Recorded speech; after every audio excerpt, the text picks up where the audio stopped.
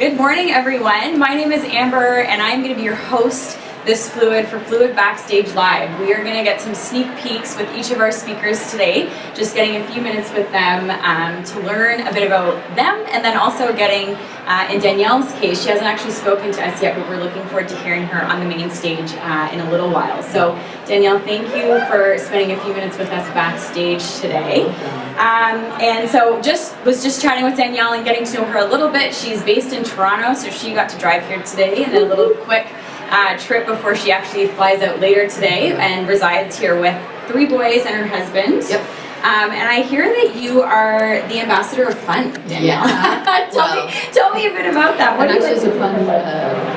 It's actually a really fun story because we were doing a collective sort of childcare arrangement. I lived in the downtown east side of Vancouver for many years, so we all were having kids at the same time and in this community. So we all every parent would take a day and we do this sort of collective daycare.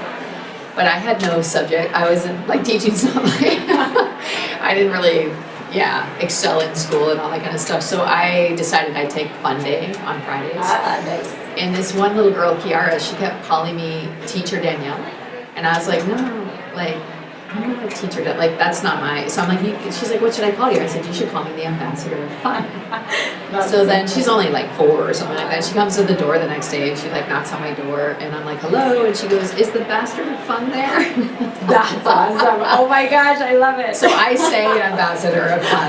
But what I mean is bastard of fun because dear Kiara nailed it. That's the best. But yeah, I'm an Enneagram 7, so fun's always good. Okay, there we go. Yeah. That's so good. So tell me a little bit. We want to get to know you just a little bit. And you are I was on your website yesterday just even looking into all the things that you're doing. And there's a couple of things I want to touch on. But how did you get to where you are today and all the things that God's called you to? What's your journey? Yeah, well, I spent 22 years as an officer in the Salvation Army. For me, I kind of had this accidental awakening. I was saved powerfully in a jail cell, actually under a holding cell under Toronto City Hall. When I was 17, I had a full-on sort of open vision of Jesus that kind of really awoke me on the inside. I still didn't quite get some things like grace, and I figured those out as you go because you can't. What are you going to do without grace? But and then I went to Africa on a mission trip with an interdenominational group, and I accidentally led someone to Jesus. It's a really funny, long story, and it was the world's worst gospel presentation. and anyway, that occasion awoke something in me where I realized that God could save people. I knew that God could save anyone, but I didn't know that God could use me to save somebody. And that, changed the trajectory of my whole life. I think that moment saved me kind of even from a Christian faith that's self-focused and narcissistic in terms of what Jesus could do for me, and kind of opened me to what Jesus was inviting me to help him do in the world. And then I just was like, what is the fastest way to make this my life?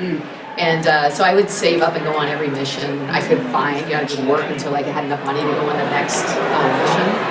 And then I come out of the Salvation Army. My parents have a Salvation Army background, both of them rescued by the Salvation Army. So I was like, this would be an easy way to make mission the main thing. Yeah. So I went to Salvation Army Training College and then spent 22 years serving really at their pleasure. They would send me places. I would do the best I could to bring redemption to that place. And then just learn so much along the way. And so grateful for all those opportunities.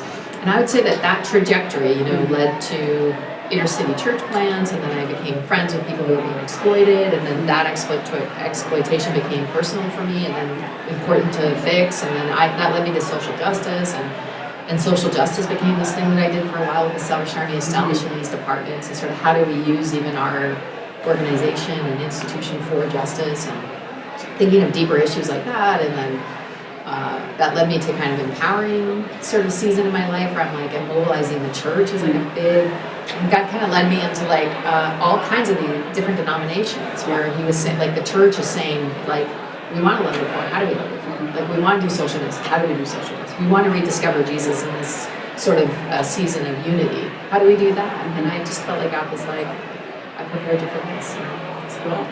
So what would you say is the season that God has you in right now?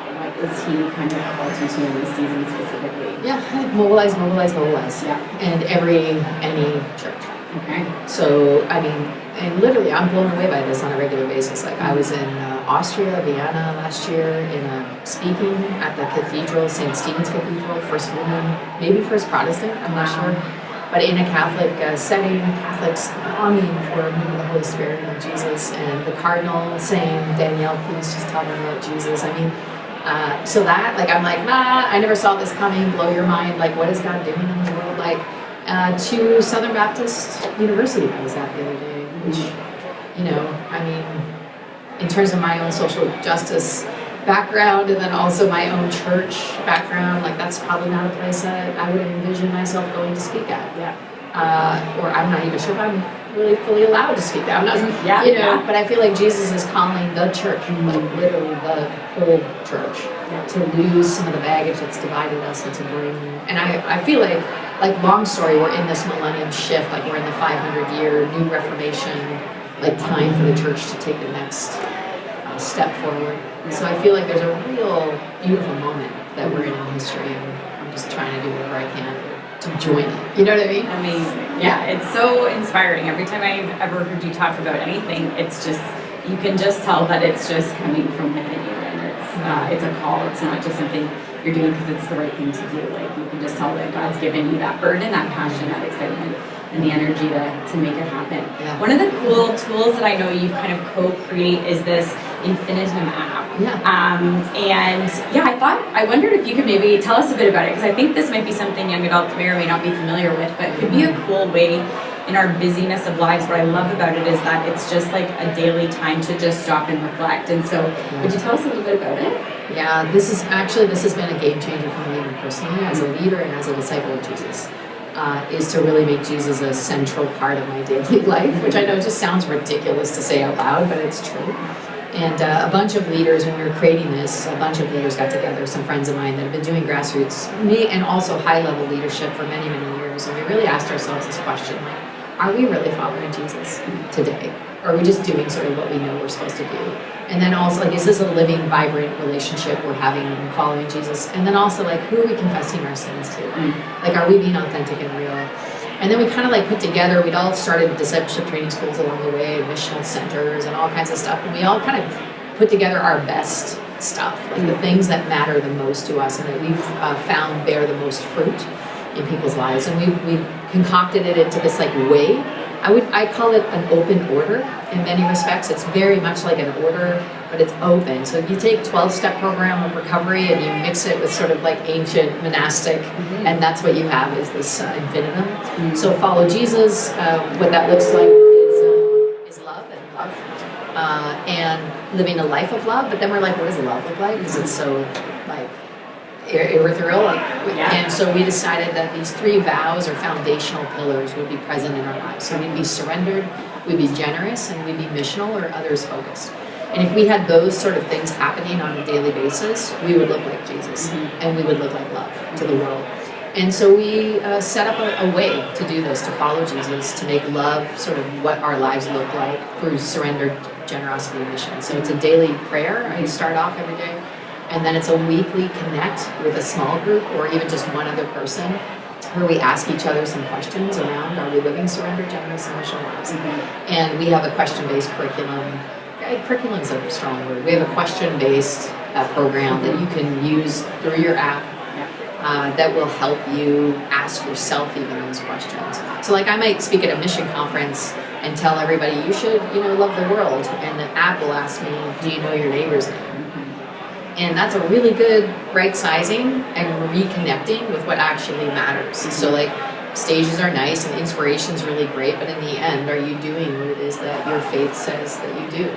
And is that a real thing in your life? So are you living a surrendered life? Well, sure, I've surrendered to Jesus, but like, how's your thought life? Are your thoughts centered on Jesus? Like, what are those areas in your life that you're like, not gonna?